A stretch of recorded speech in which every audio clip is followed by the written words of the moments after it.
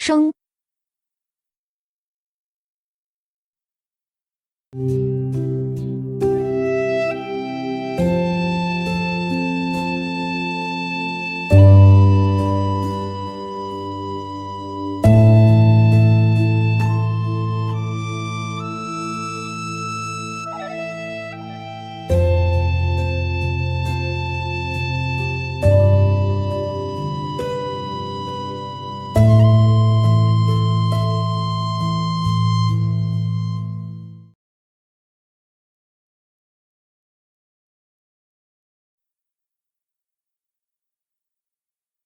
À la mémoire, de Joseph Marie Amiot.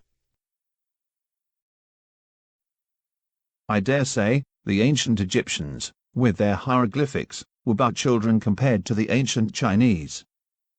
Amiot says about the Sheng. This instrument is more perfect than any other previously produced by human hands. In the instrument we're talking about here, what wonders we could discover. Its origin, its antiquity, its material, its form, its use. Everything about it is allegory, everything is mystery.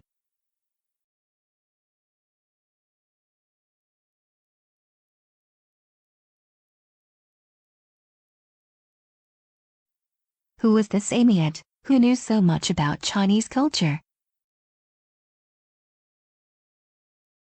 And what did he know about the Sheng?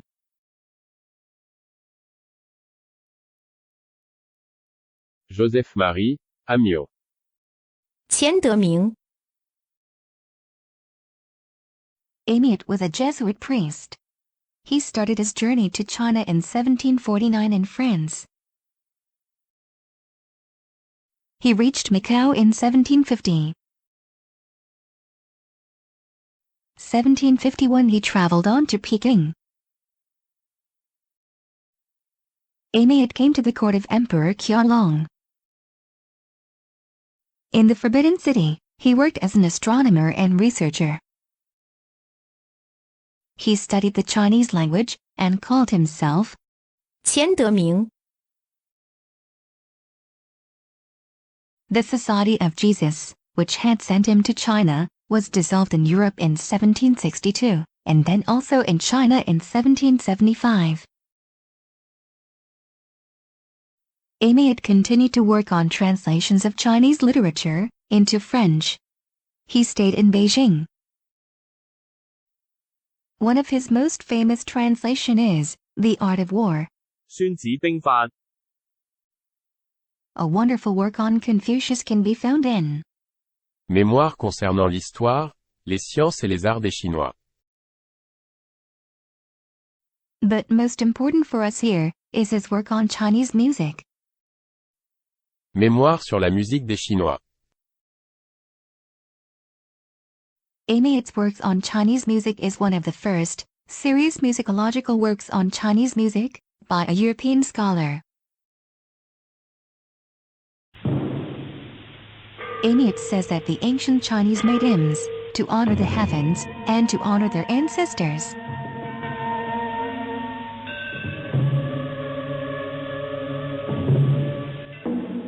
They thanked the heavens for all their blessings and their ancestors for life, with ritual music celebrations.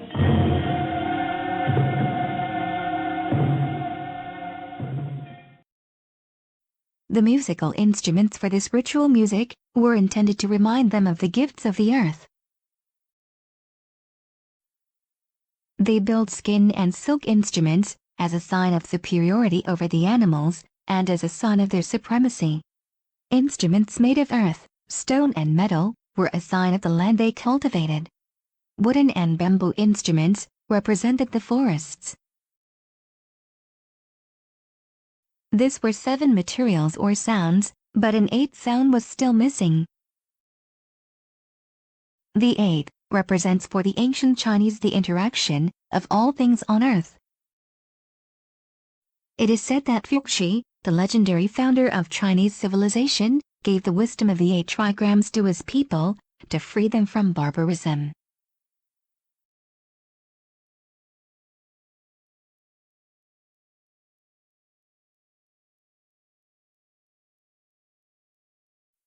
The materials for the musical instruments were assigned to the 8 trigrams.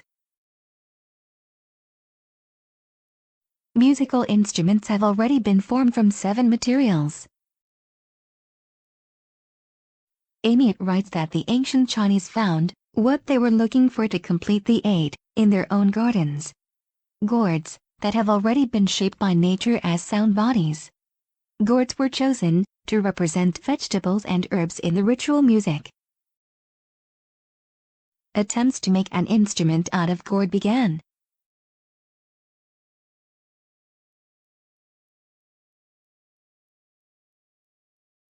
The evolution of the Sheng was somewhat more complicated than Amiot describes in his book.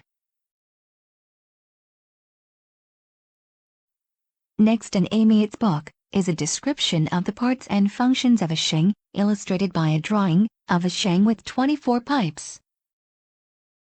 Amiot describes that the reed for the pipes was made of thin fine gold. The reeds can be activated by inhaling and exhaling through the swan neck. Amiot writes, more perfect than any other instrument created by human hands up to that point.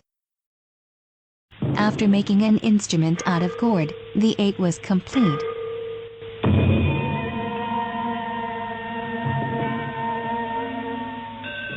Now the universe of music had found its balance and could sound in harmony.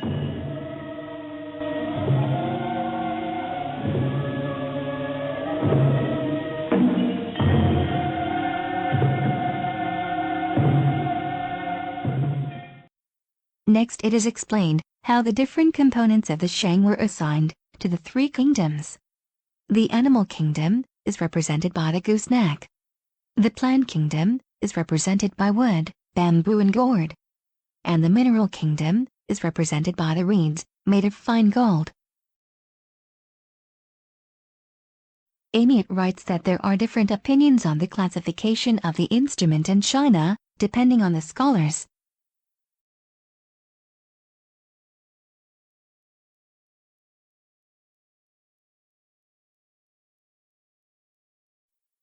The various types of Sheng rank first among musical instruments, after the bell and the sounding stone. In the old ceremonial system, the Sheng master was one of those who received their orders directly from the Grand Master or chairman of the ritual court. Amiot suspects that the ancient Chinese must have introduced several sciences. Otherwise it would be impossible for him to explain that they could develop such complex instruments for the 8 types of sounds from the most diverse products of nature.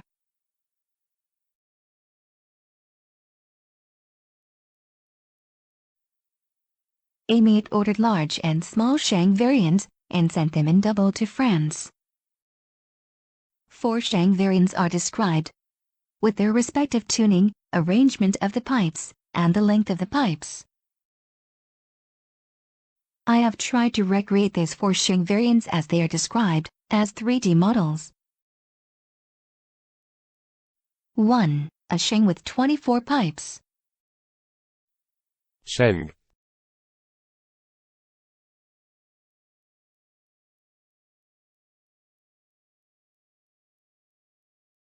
2. A Sheng with 19 pipes.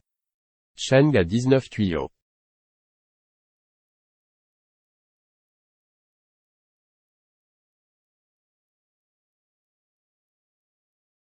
3. A Sheng with 19 pipes. Autre Sheng à 19 tuyaux. A second 19-pipe version, with the measures from before, but with a different pipe tuning. 4. A Sheng with 13 pipes. Petite Sheng à 13 tuyaux.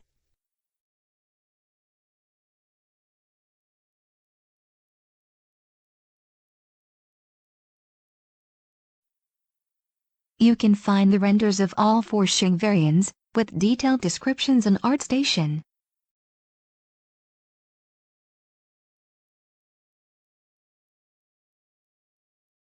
This is what Amiot told the Europeans about the Sheng at the end of the 18th century. More than anyone else knew about this instrument in Europe before. From the 18th century onwards, the Sheng was part of almost every music history book in Europe.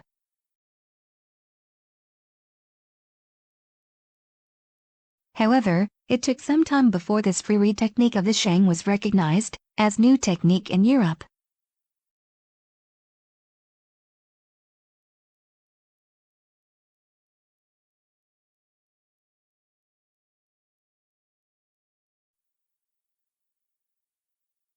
Merci beaucoup.